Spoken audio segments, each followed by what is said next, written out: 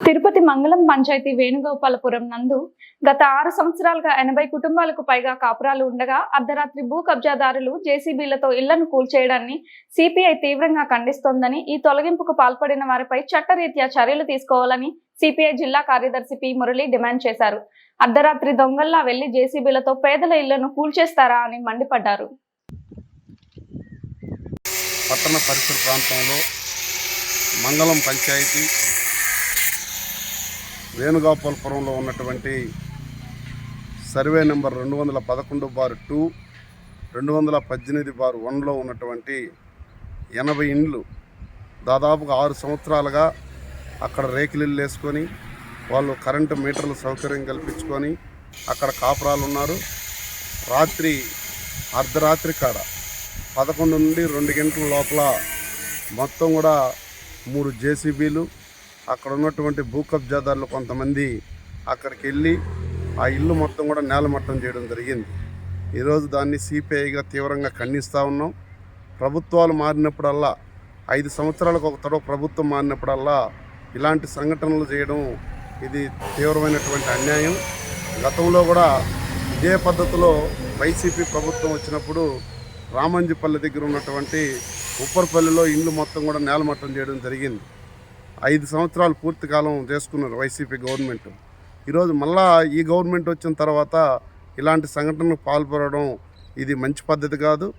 ఏదైనా అక్కడ ఆ ల్యాండ్కి సంబంధించినటువంటి 211/2, 218/1లో ఉన్నటువంటి సర్వే నెంబర్లో ఆ ల్యాండ్ డిస్ప్యూట్లో ఉన్నటువంటి ఒకవేళ ఇబ్బందులు ఉంటే ఆల్రెడీ కోర్టు పోయి ఉండాలి.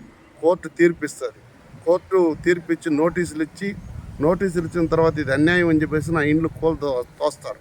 ప్రభుత్వం చేయాల్సినటువంటి పని అది. కానీ ప్రభుత్వంలో ఉన్నటువంటి రెవెన్యూ అధికారులు అక్కడికి పోలేదు, పోలీసులు అక్కడికి పోలేదు.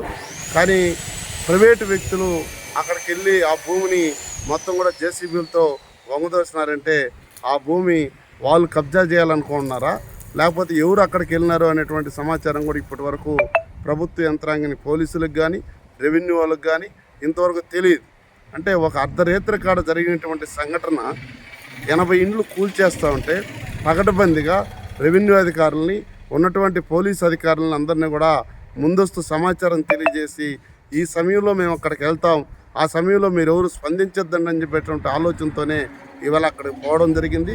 ఏదేదైనా రాజకీయాలు ఏ పద్ధతిలో ఉన్నప్పటికీ నష్టపోయింది అక్కడ ఉన్నటువంటి పేదోడు. కాబట్టి తక్షణమే దానికి సంబంధించినటువంటి వారిపైన క్రిమినల్ కేసులు కట్టాలి, వాళ్ళపైన యాక్షన్ తీసుకోవాలి.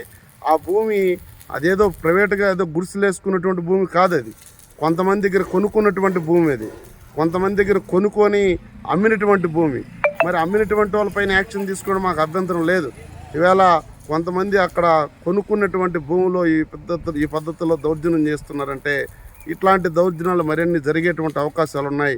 దీనిపైన శాసనసభ్యులు ఎమ్మెల్యే గారు, అదేవిధంగా రెవెన్యూ అధికారులు, పోలీస్ ఎస్పీ గారు కూడా సీరియస్ తీసుకొని జేసీబీలు మొత్తం సీజ్ చేయాలి. అర్ధరాత్రి పూట ఏం పని, అర్ధరాత్రి పూట పోయేసి జేసీబీలతో పోయి ఇండ్లు కోల్చడం. మీకు ఏదైనా రైట్ రాగా ఉంటే పగులు పోండి, పగులు ఉదయం నుండి సాయంత్రం వరకు పగులు పోయేసి దాన్ని చేయొచ్చు కదా. అంటే అర్ధరాత్రి కాడ జరిగిందని అంటేనే ఇది తీవ్రమైనటువంటి అన్యాయం అని చెప్పేసి మేము చెప్తున్నాం. దీన్ని ప్రతిఘటిస్తున్నాం. ఇలాంటి సంఘటనలు మరొకసారి జరగకుండా ప్రభుత్వం చూసుకోవాలని చెప్పేసి సిపిఐగా డిమాండ్ చేస్తూ ఉన్నాం.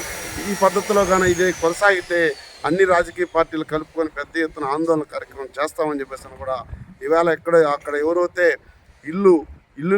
ఇల్లు కోల్పోయినటువంటి బాధ్యులతో ఉన్నారో వాళ్ళకి అండగా సిపిఐ ఎర్ర జెండా ఉంటుందని చెప్పేసి వాళ్ళకి స్థలాలు వచ్చేంత వరకు పోరాటం చేస్తామని చెప్పేసి కూడా ఈ సందర్భంగా అక్కడ ఉన్న స్థానికులకు భరోసా కల్పిస్తూ ఉన్నాం.